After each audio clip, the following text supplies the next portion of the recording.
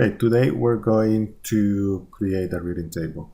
So first thing you need to do is make sure you label or name your project. So click here and name it reading table and make sure it has your full name. Okay, so first thing I'm going to start creating the table by using a box or a cube, and then using the scale button, I'm going to resize it.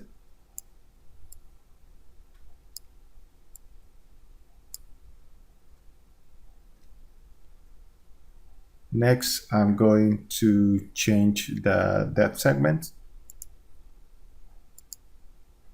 to be able to create the legs. But I'm going to add one more here. So I added 3 here, and you'll see why in a minute. And then width segment, I'm going to add only 2. So this will give us the 4 corners that we need. So now we're going to switch to a different view. So we click here for views, and I'm going to select top view. I'm going to switch to vertex, and then I'm going to draw a rectangle around these vertices so I can move them around. So I'm going to select the move tool, and I'm going to move these vertices about here, and then I'll select the bottom side and do the same thing and make sure it kind of looks evenly spaced out. And then I'm going to do the same here. So here are my 2 corners. Now I'm going to do the same on the other side. So now I have the 4 corners for the legs of the table. I'm going to move this middle line over to the back a little bit, like so. Once I'm satisfied, I'll go back to perspective view. I'll rotate so I can see the bottom by holding Alt and right click. I'll switch to face mode. I'll select the 4 bottom corners, and then I'll click extrude and extrude down the legs.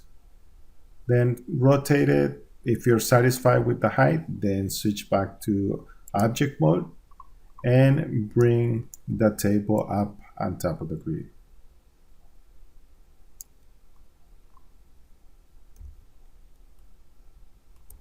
Now I'm going to extrude the 2 shelves that will go here on top of the table, the bookshelves. To do so, I'm going to select face mode again, select the 6 faces on top of the table, like so, the ones in the back.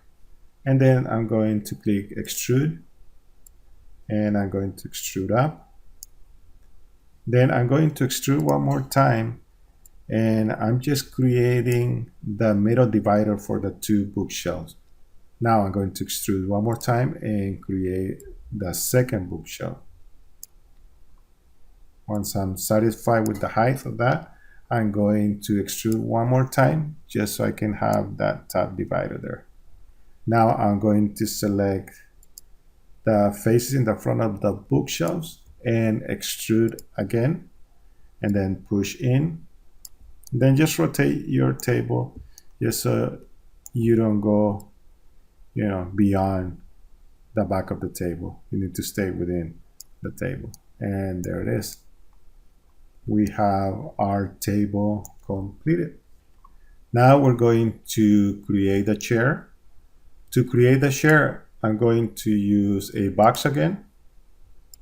We'll bring it to the front and scale my box. When I'm satisfied with the size, I'm going to add segments to it.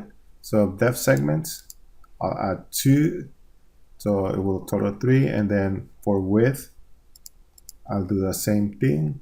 So 3 and 3. And I'm going to do the same thing that I did with the table. I'm going to go into tab view. Going to press F to zoom in on the chair.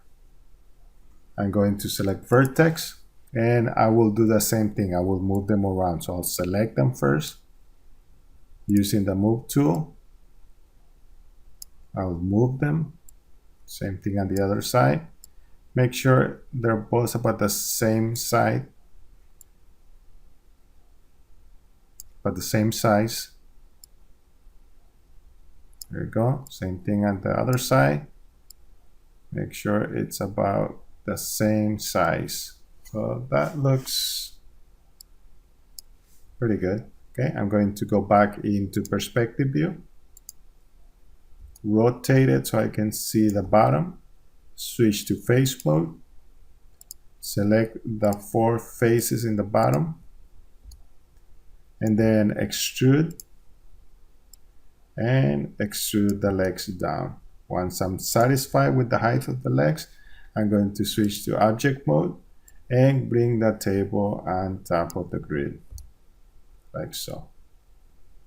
Now I'm going to select the top faces on the back. So I'm going to select face mode and select the 2 faces in the back of the chair. And I'm going to extrude. Now I need 3 box supports, so I'm going to extrude one time about that much. So from here I need to create the first box support. So I'm going to extrude one more time, and these 2 will connect to create the first box support. So this face here, and this face will connect to create the first box support. I'm going to extrude one more time. Now I'm ready to create the next box support, so I'll extrude. And there it is. This will give me my second box support. I will extrude one more time. And one more time to create my third box support. And one last time, just so we can leave a piece on top of the chair.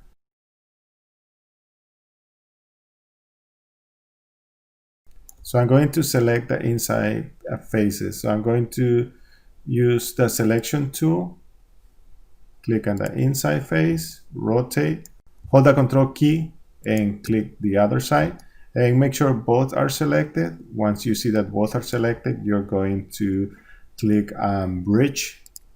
Now, if you zoom in, you can see that it is twisted. So we need to fix that. So we go back to the properties, and here where it says twist, change it to -1, and that will set it back to normal. Okay, we'll do the next box support. Same procedure, select both of them. Once they're both selected, click bridge. And same thing, is twisted, so we need to change twist to -1. Go to the next one. Make sure they're both selected. Click bridge. It is twisted, so we go under twist. We switch it back to -1. Now, we need to curve a little bit our box support. And in order to do that, we need to add more segments to our box support. So we come down here to properties. The last bridge, which is the top one, is already selected. So we can see here that it says segment and only has 1. So I'm going to change that to 5 segments. And then I'll click the second bridge, which is the middle one, and I'll change that to 5 as well. And then the third one, which is the bottom one, and I'll change the segments to 5. Now I'm going to switch views, and I'm going to select top view. And to curve them, I need to switch to vertex mode. I'll select all the middle vertices, And using the move tool, I'll move it out slightly, and then I'll select the next middle, the next three middle line with vertices, and then again pull out, and then just the middle two, and then just drag out a little bit, and that will create that curve. So if I go back into perspective view and switch to object mode, I can now see that curve and the chair, the back support for it. Okay, so now we're done with the table and the chair. Now we need to create books for the table. Let's start by, again, using a box. I'm going to move it up. I'm going to zoom into it by pressing F and then pulling back a little bit. And I'm going to scale that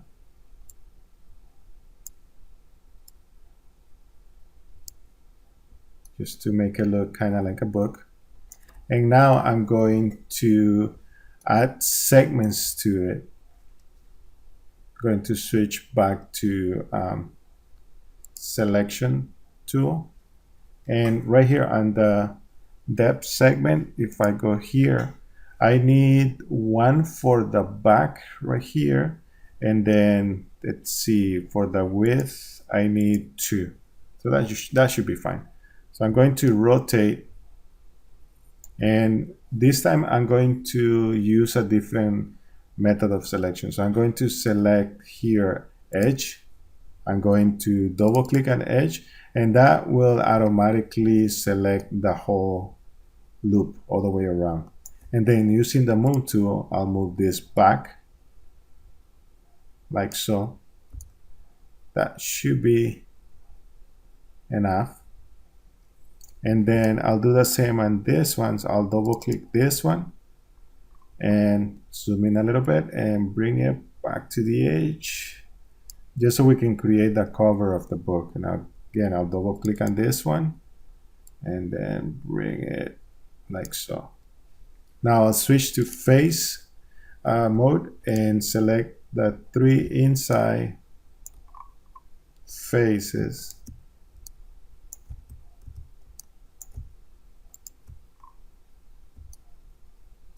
And now I'm going to extrude.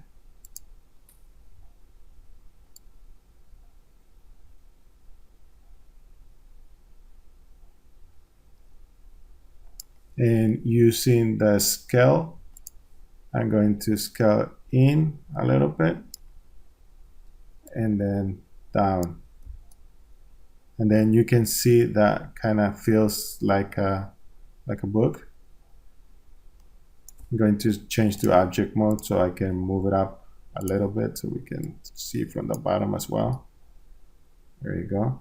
Now I need to move this line right here. So I'll switch to vertex, and then I'll go into a different mode. This mode will help top view. Press F to zoom in, and it's just these two right here. I'm going to align them with these ones here.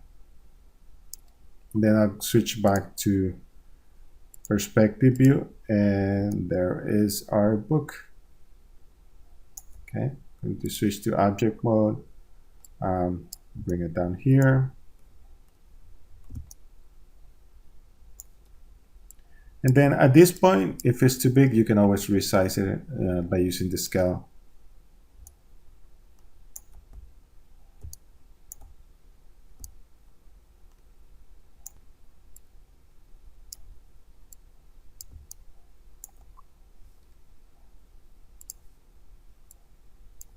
Just make sure, again, it fits inside the bookshelves.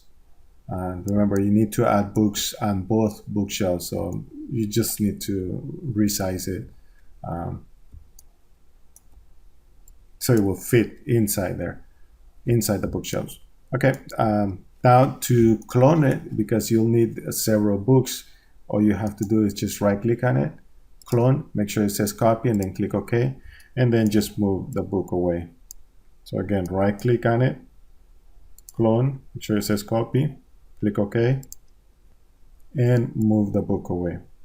Now I'm going to create IDs for the book because I want the cover to be one color and the inside the pages to be another color. So I'll start by selecting this book, select face mode, and now I still have the inside selected, so that's good. I'm going to go down here where it says material, and I'm going to change material ID to 1 and click set ID. And now I have two IDs for this book. I have ID 0 and ID 1. And I'll do the same thing for the next book. Click on the next book, select face, they're selected. Each book it's independent from the other one. So you can see right here, right now, it's only set to 0. So make sure it still says 1. Just click set ID and that will apply it to the next book. Then we'll go to the next one. Faces, they're still selected. Change to 1 if you need to, and then click set ID. Once you see 0 and 1 here, then you're set. And you're going to do this for 5 books at least. So 5 different colors. You will have more than 5 books, but at least I want you to have 5 colors for the books, for all the books that you're going to use. Okay, next we need to go into Explorer, and then under Material Library, we don't have anything right now. I'm going to create books for the color. So I'm going to right click on Material Library. Under New, I'm going to select Multi-ID. And here, instead of Multi-ID for the name, I'm going to name it Book 1.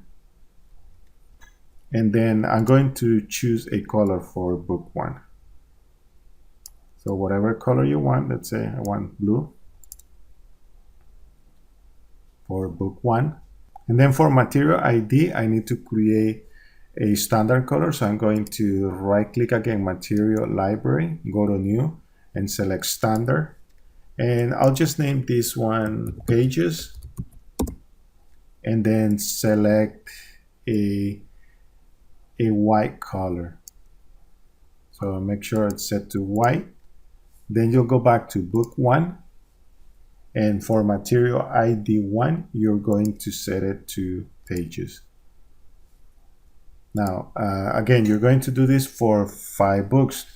In my case, I only have 3, so I'm going to do it a couple more times so you can see it, and then you can do it on your own. So again, under Material Library, I'm going to right-click, New, and I'm going to create Book 2. So I'll select Multi-ID, name it Book 2, and then pick a different color. So I already have blue, and this one green will be fine, so I'll leave it as green. And then for Material ID, I'll select Pages. Since all the pages will be white, I can use the same material that I created before. So now I need one more, New, Multi-ID, and this will be Book 3. I'll pick a different color.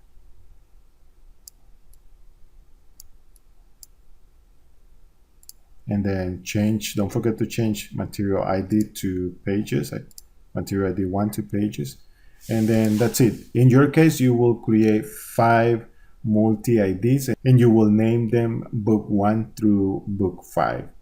Okay, now it's time to apply the color to each. So I'm going to click on Book 1, and under Properties, all the way at the bottom where it says Material, I'm going to select the material to be Book 1. And then for the next book, same thing, under Material, select Book 2. And then the next one, select Book 3. And so on until you're done coloring all the books. So there it is. We can see different colors, and this is white. If you were to render it, then you will see it white. Now for the table, we'll use a different way of coloring it. So all you do is select the table, and then under Properties, same thing. You go to the material, but the default color, you can just come in here and then pick it, shade of color. Pick a color first, and then a shade of color there. And then the same thing for the chair. You click on the chair, and then for default color, then you select a color as well. And then make sure you put in all the books inside the bookshelves, on top and bottom shelf, and then lay a couple on top of the desk. And that's it. You're done with the reading table. Again, make sure it includes the name, reading table, and your full name.